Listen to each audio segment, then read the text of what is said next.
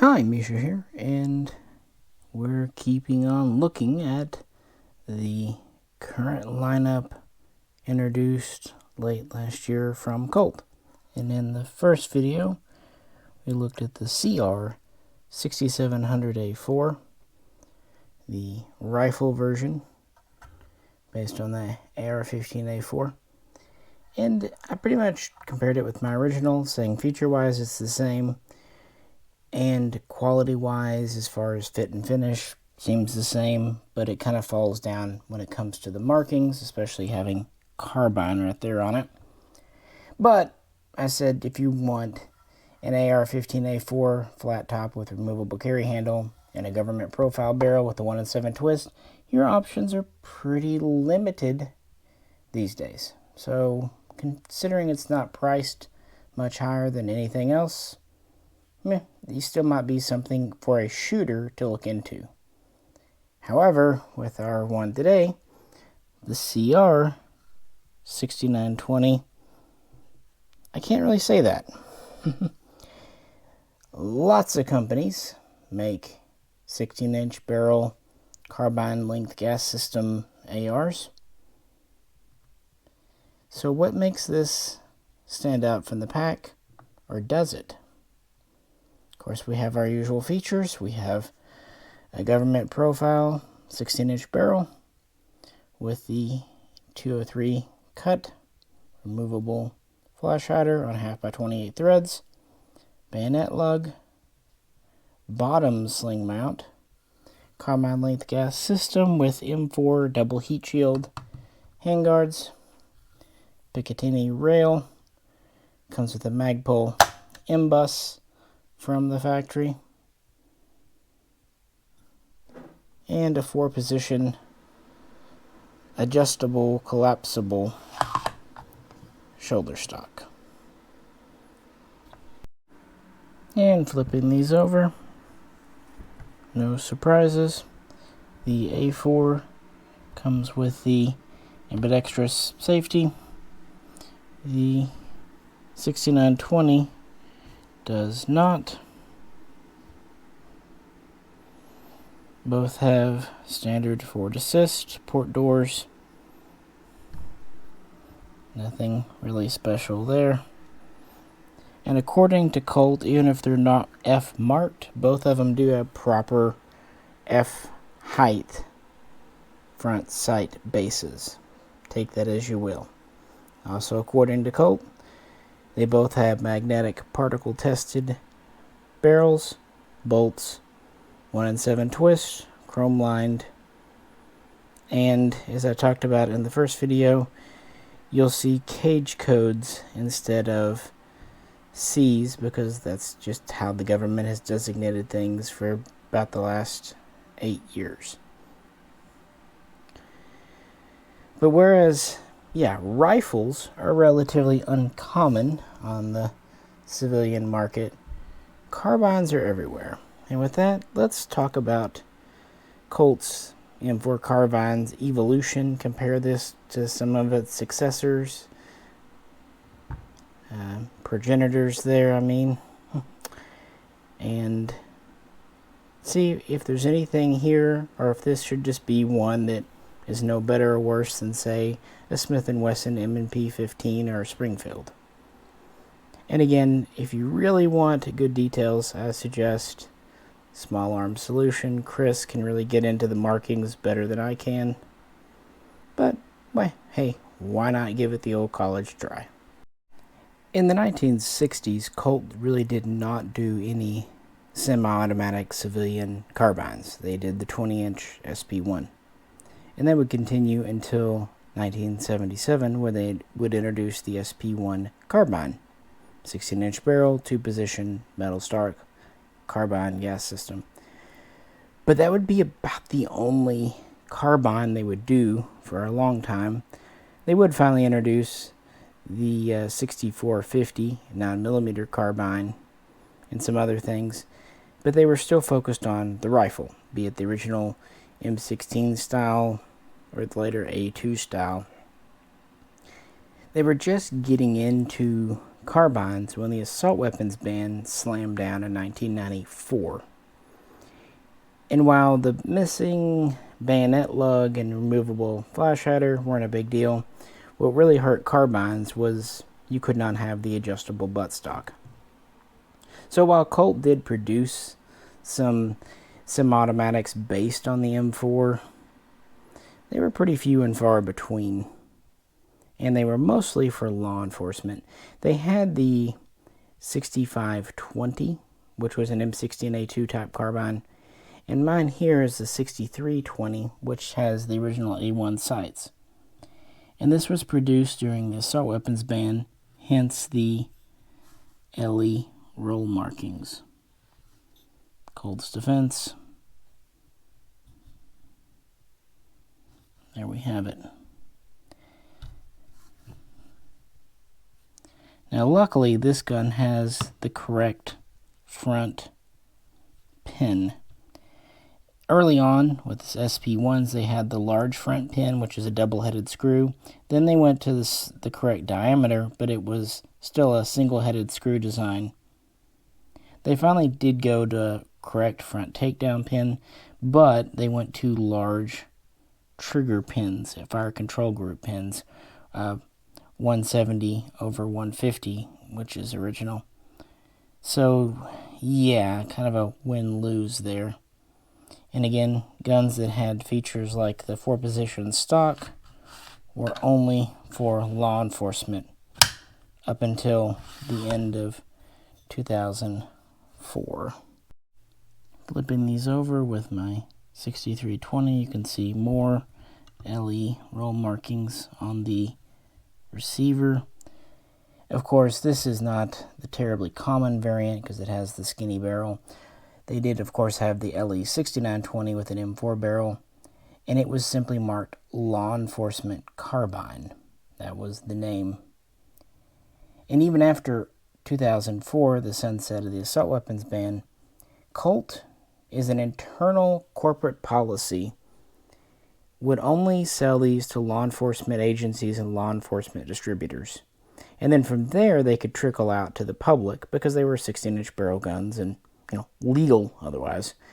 But it made them very expensive. I remember back in 2008, 2009, they were still, in 2006, 2008, that period, they were $1,500, which was an exorbitant amount of money when you could get a Smith & Wesson M&P for $700, $750.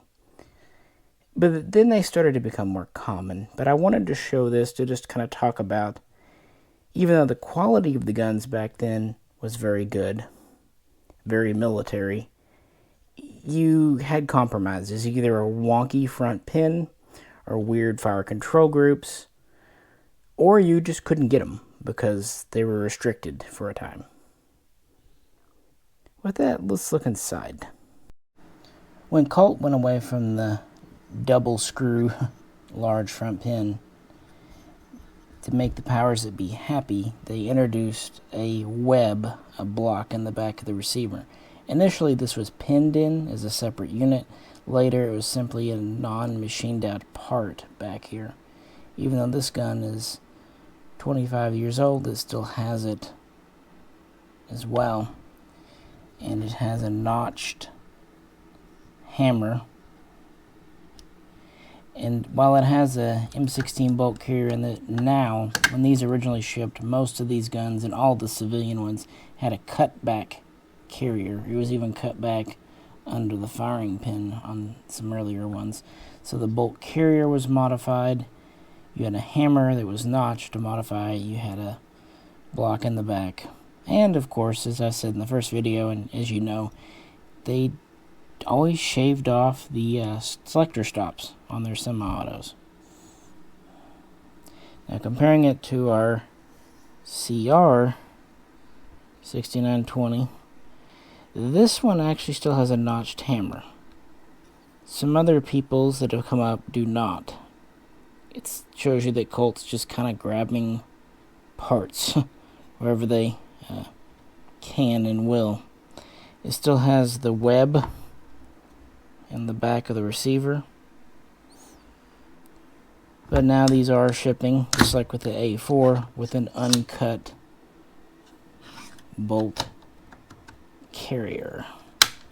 And that was one of the changes introduced in 2009. And that's kind of the next generation in our saga here. Really beginning in 2009 was perhaps the golden age of the Colt carbine. Here we have one of mine. Note, it does not have the LE markings on the magwell any longer.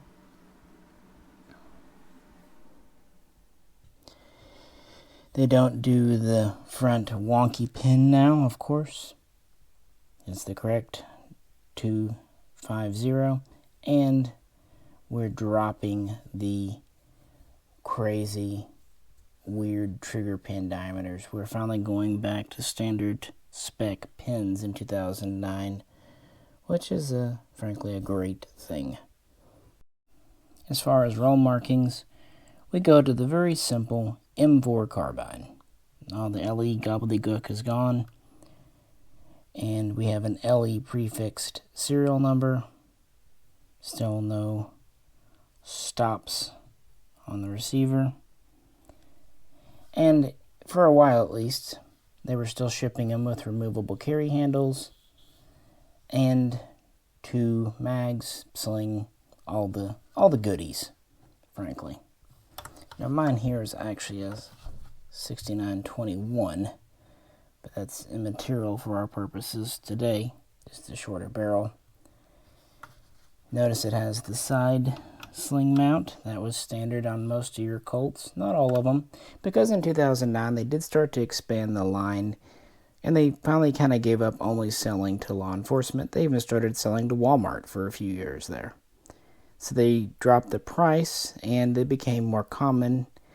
They started doing all kinds of variants and flavors and types and styles, and that was great. They also flirted with what they called the SP6920.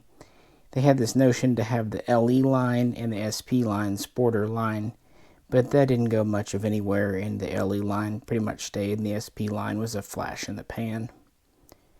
But in 2013, they introduced what they kind of call this model here, the 2013 model, at least in configuration style.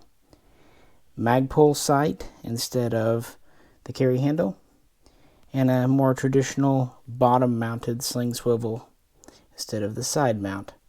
Also, many of your 2013 variants, at least in the beginning, they had the Rogers Super Stock. Although later on they would go back to kind of the military stock or a Magpul stock, so that changed a bit. They also finally quit cutting the bolt carriers and allowing them, after 2009, to just have regular uncut M16 carriers. So again, this is probably the tip-top years, 2009 to 2013, at least when it comes to features. And we would still have C-marked carriers, MPC-marked barrels and bolts. And yeah, the price was about as low as it was ever going to be for a Colt, especially considering what you got. And I really do like just the simple M4 carbine look here. That's why I kind of keep this one as it is. But things did begin to change, as you know all too well. And we come to my LE6920 US SOCOM. Colt really was hitting it out of the park with these. I would argue this was the last greatest Colt carbine they did, at least for the military collector and shooter. They did a LE6920 SOCOM and SOCOM 2 with the quad rail and a lot of great features, but they had a 16-inch barrel and they didn't have the flats under the handguards. They were marked A4, which was, M4A1, which is great, and they came with the ambidextrous safety and all that good stuff.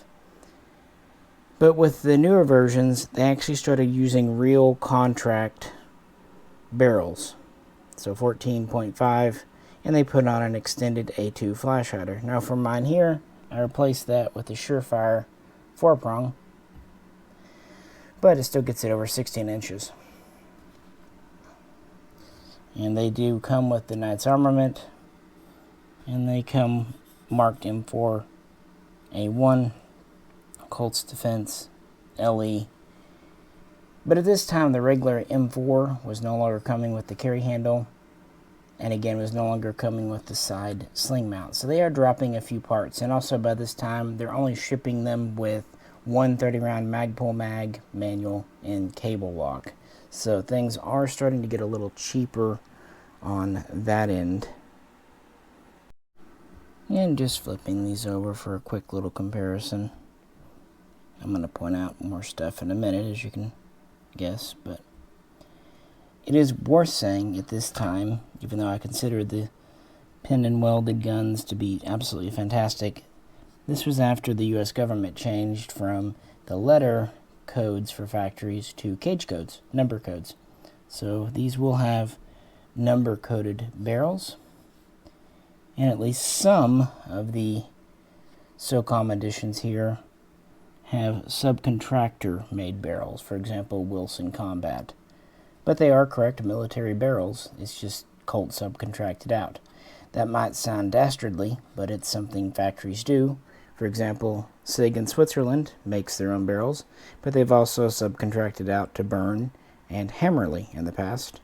So it happens, and dare I say even HK has subcontracted out to Rheinmetall in the past, and so on and so forth. So it's one of those facts that does happen, and these guns do have cage codes on them, and I don't mind the cage codes because it is correct for this era of gun. I really don't. And I don't even mind a subcontracted barrel as long as it's a true military subcontractor held to the exact same everything, if that makes sense. So yeah, as far as a A1 carbine here, Colt really knocked it out of the park. Unfortunately, nothing good lasts, and this model was only on the market in this configuration for a brief period of time. And that kind of gets us into the last 5 years or so, and ultimately to the CR6920 that we have in 2021. So, the good, the bad, and the Poney. Back to the 6320. Again, here we have the LE markings. On the other side too, we have the large pins. We have the selector stops machined down. Moving down to the M4, we have a nice roll-marked M4 carbine, good normal size FCG pins, and we have the selector stops, again, machined down. Safeties change a little bit. Sometimes the ridge goes all the way to the top, sometimes it doesn't. It just depends. And with the current CR6920, we have the laser markings, which actually appeared long before this. What was that, about 2016, guys, when those appeared? 2017? Several years ago, nevertheless. And of course it just says carbine. Now I get that it's saying carbine outrages some people, but I will remind you that early on it just said law enforcement carbine, which I don't find all that more descriptive. No, by far my favorite are the M4 and M4A1 marked guns. I think that's the coolest name that Colt has used. But credit where credit's due, they're no longer machining off the stops. Now, for those of us who grew up with Colts, that does seem weird, but it is more military. I'll give credit there. And actually the other side has kind of a neat little surprise too. Again, starting at the top with the 6320, notice this side is just blank. Nothing really going on there. for the safety. But the idea for the military gun was that you could flip the selector to the other side. So if you look at the M4 marked one, the selector is still blank. We do start to get a fire and safe marking. Of course, on a military, that would be fire, safe, and auto or burst. But again, no marking on the actual selector itself. With the current CR6920, I will give credit.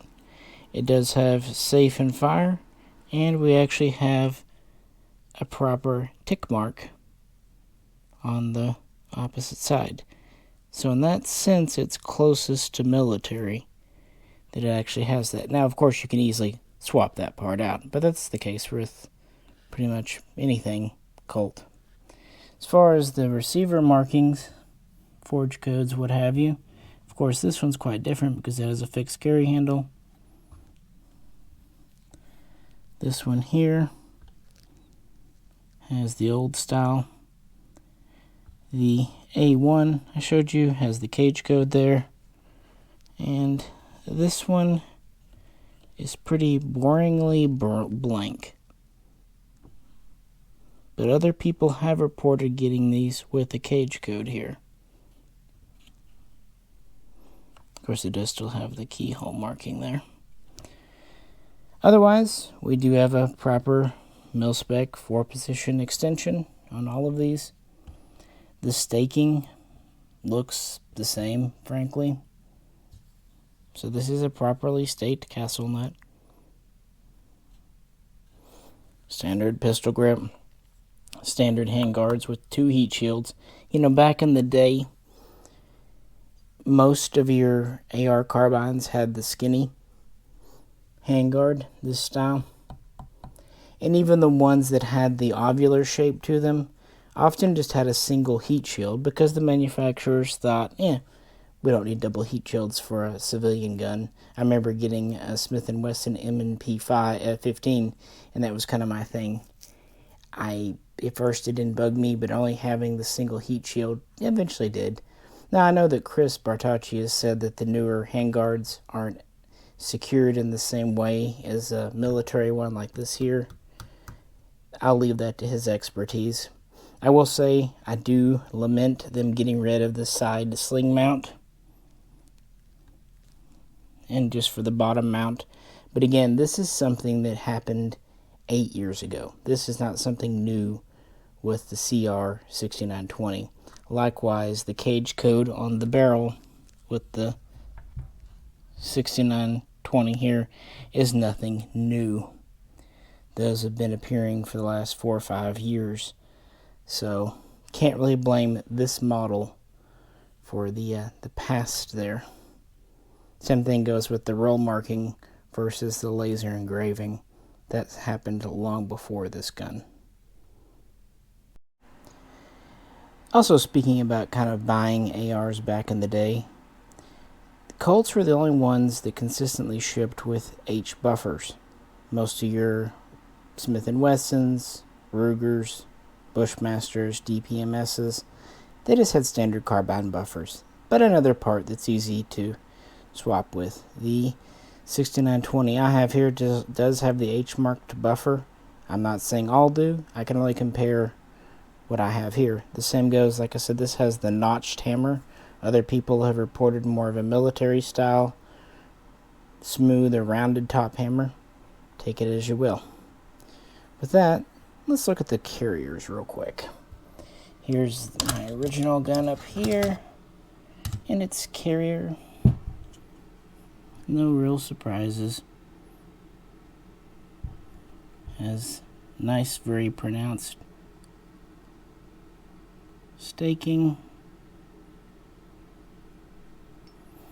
Uncut. So what about our CR?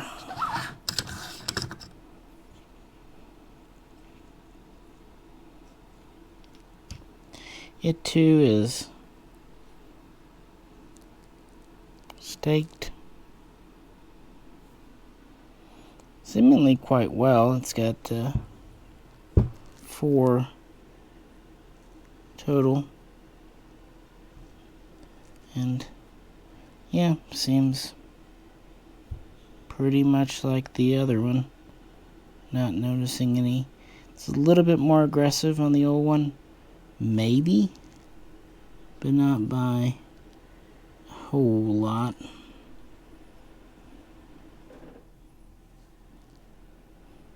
Of course, older ones will have a proper C, and the newer ones have more of the electro or dotted C. To be fair though, for years getting a C marked carrier was not an absolute with Colts. Really, since about 2013, 2014, you may or may not get a C on the side of your carrier. But at least now they are consistently shipping them with an uncut M16 pattern carrier. One thing I can tell you, still smells like Colt grease. Anyone who's ever bought a Colt, they have a certain smell to the grease, and it is quite pleasant. So, same grease, I can tell you they're still using that. Otherwise, the upper is the same with the M4 feed to ramp cuts, and the barrel does taper under the handguards. It's getting late, I don't know if I like pulling the barrel off, and the handguards off right now. And anyway, just because mine may or may not say something on it doesn't mean the next one may or may not, because it definitely seems like Colt's doing what it's always done, having parts bins and picking whatever parts it wants out of there. So, like I said earlier, this one doesn't have the cage coat on the upper. Other people are reporting it with. This one has the old style of hammer. Others report the new. I think some people even told me they had a standard weight buffer instead of a heavy, but I could be wrong on that. So, yeah. What do I think? Just to work the action for you. The stock moves like a stock should. I mean, you know, it always has the play that pretty much all these have. Upper to lower fit is quite good. Minimal play. Any military spec AR is going to have play. If it's too tight, it actually is a negative. But it opens and closes easily. It's not alarming. The trigger is a military type trigger. The weapon charges smooth enough. Safety is a pretty positive click. Trigger is nothing special. This one's got a little bit of take up and grit, but I think it's just because it's new and very greasy.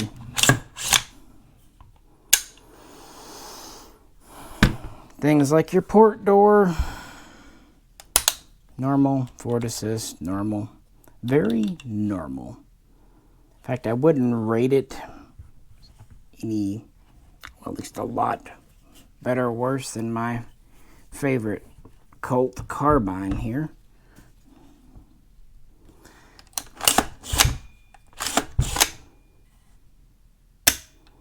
Trigger's a little nicer on this one, but I've also put several thousand rounds through it, so what do you expect? But bolt travel is the same, and upper to lower fit. Got a little play too. So, kind of as I observed with the A4s, it seems like the newer guns have a little bit more of a matte finish, a little chalkier feel to them than maybe some of the older ones, but Colt has changed finish styles and types a lot over the years, and that was never something people bought. Colt finishes were very utilitarian. They were there to prevent rust, corrosion. They were never there to look pretty. Even out of the box, sometimes they would have small scuffs and scrapes, or in painted areas be a little imperfect. Because for a military or police department, it's going to get more wear and tear in one day of duty than it would have out of the box like that. I do like, objectively speaking, that they have the Selector stops. and that it has the tick mark on the other side. I'll give full there. It being marked Colts Carbine, whatever. Like I said, I like M4A1 better. No doubt about that. I do like that it's still marked Colts Defense. I do like that it still has the double heat shield handguards. I don't mind the barrel as long as it's a true military quality barrel. I don't like that the upper doesn't have all the neat forge codes and everything else. Yeah. And this is kind of a culmination. All these changes, all these shortcuts, all these cheapenings did not happen with the CR6920. The CR6920, and I talked about this in the first video with the A4, this was introduced in September of 2020. And this was actually the first model in Colt's relaunch of its semi-automatic AR line, both after their year-long hiatus and after being acquired by CZ USA. Even though I did the video on the A4 first, because it's a little more unique, this was the first one they launched with, because the 6920 has been Colt's bread and butter ever since the end of the assault weapons ban. And it really has been the benchmark by which other ARs are measured, at least duty-grade ARs, not boutique guns, not match guns, not guns built to be really pretty with really nice triggers. The 6920, be it the LE or the SP or now the CR, was always built to be a service gun for police or for a civilian wanting a home defense gun, what have you. They weren't built to be Gucci types. The problem is that area, that market is so cluttered. And I'm having a hard time really giving a consensus, a final verdict here. So bear with me while I try to kind of arrange my thoughts. The gun feels fine. It doesn't feel particularly cheap. It doesn't feel any more or less wiggly than other Colts. Has the right smell. And it has the right things like state castle nut, state gas key, all that stuff. That all seems fine. Where it really falls down are in the markings and in exactly who made the individual components. But as I've said in many videos, in the 21st century, no gun factory makes everything in-house. It's just a matter of how many parts are outsourced and how many parts are made in-house.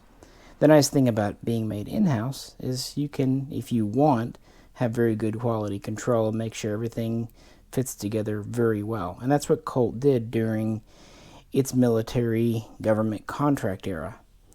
But that's over. And these days, if the government needs ARs, which they usually don't, although these days they probably would leave them in Afghanistan. Anyway, not getting into that stuff. They usually go to FNH USA. Colt is kind of an afterthought, and that explains why these are being assembled in Hartford, Connecticut, but using parts from who knows who. Now, some parts, like the buttstock, were always subcontracted out, frankly. But back in the day, Colt made bolts and barrels and all that good stuff. And now they're not. They're doing fitment together. So, from a collector's standpoint, that's bad. But from a shooting standpoint, is it bad? I don't know. This is a initial reaction. But I see no obvious red flags. As far as I can tell, this will shoot as well as any previous 6920.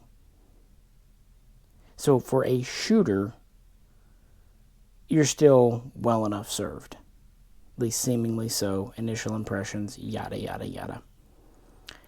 And these are not priced higher than, say, NFN carbine or some of the other mid-tier guns. They're not cheap. They're not as cheap as a Smith & Wesson or what have you, but they're not $2,000. Colt didn't go ridiculous with these, just like they did with their reissue guns. The problem is, too, if you want a new gun, this is what's on offer. The old 6920 isn't coming back. Colt's not going to ramp up production for everything in-house anymore. Those days are over. I wish I could give you a definitive answer. It's not going to be as good as an old Colt from a collecting standpoint. But I don't think if someone bought one of these and wanted it for their daily shooter, that they would be disappointed.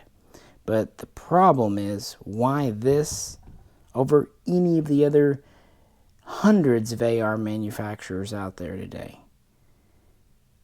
I can't give you a good answer as to why. That's the problem. With the A4, the CR6720 A4, okay, that's a unique enough configuration, and it's priced fair enough, what have you.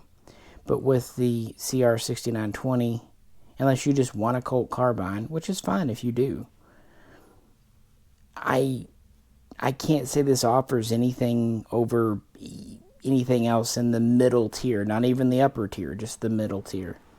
The biggest advantage is, I could tell you, it is still a true chrome line bore, not all the other nitride stuff that they do now. Some people don't mind nitride, some people still like traditional chrome. So if you want that, that's maybe one thing. And if the markings are to be believed, these are magnetic particle tested. Now, a lot of manufacturers do batch testing, testing one gun out of every 10 or out of every 100. If Colt's markings are authentic on this, and that's going by what they're marked, that means every bolt and every barrel is still MP tested, just as it has been on past guns. That is a minor leg up. However, there are still dozens of manufacturers that have MP tested barrels and bolts in all their guns too. So I can't even say that's especially unique. I guess if you missed out on the old 6920s, don't feel like the newer ones are absolutely inferior in every way, shape, or form. As a carbine, they seem fine. So if you run across one of these for a good deal, right now they're about $1,100, $1,200 max, and you want one, I don't think you'll be disappointed as long as your expectations are reasonable. But if you're dreaming of a 2009 Colt with roll markings and all the C's and everything everywhere, if you want everything to be with a Colt marking, this gun is going to disappoint the hell out of you, because it's not that, and it will probably never be that again from Colt, unfortunately. Sad, but that's what happens when the contracts with Uncle Sugar dry up. Definitely, I would not pay exorbitant prices for these. I wouldn't pay $1,500, $2,000. So within reason, if you want a Colt as a shooter, why not?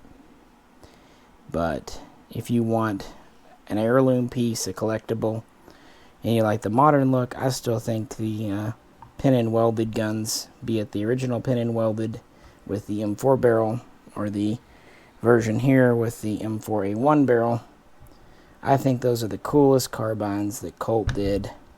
But even with these, it was only the first production run that had roll markings. The second and third runs all had laser engraving. So it was right during the time of these that they went from roll mark to laser.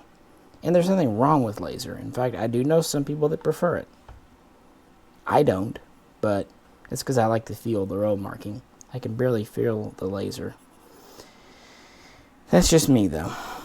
Your mileage may vary. Now, that said, I actually would prefer one of these, as a shooter especially, over a 90s production.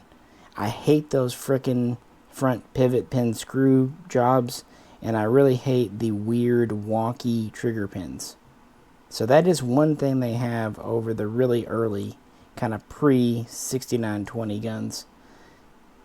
I would probably pick one over that, at least the lower. And this isn't as bad as that Expanse carbine that Colt did. That Expanse was a travesty. It was on an M4 lower, but it had a non-military spec barrel. There was all kinds of bad. So this isn't quite as much of a ripoff as the Expanse, frankly. I don't know how else to put it. It's somewhere in between. And it's kind of just a natural progression of where Colt has been going. They've been doing CR prefixed serials for quite a long time, frankly. And even like with the AR-15 A4s, they were doing CAR prefixes. Sorry, guys.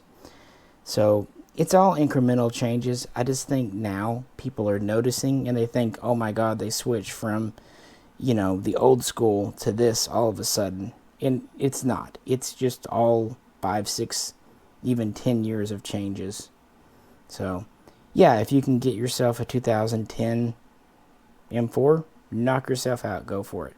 Probably the best Colt ever released to the civilian market as far as features and markings. But if you can't, and you find one of these for a good money, it feels good. I would imagine it's a good military spec shooter. You could do worse, and that's probably the best I can do, is spinning it as optimistically. I will also say, hey, at least Colt is still in business, considering their finances and how they've managed things in recent years. That in and of itself is kind of a minor miracle. With that, guys, I'm going to let you go, but I would love to hear what you think, so feel free to post in the comments. Feel free to talk about how yours is configured and what markings do or do not appear on yours. And as always, if you could, please like, share, subscribe. And you know the drill by now. If you'd like to help support the channel, please check out the link to the Patreon page. This is Misha, and I'll catch you very soon. Probably with something AK related next time.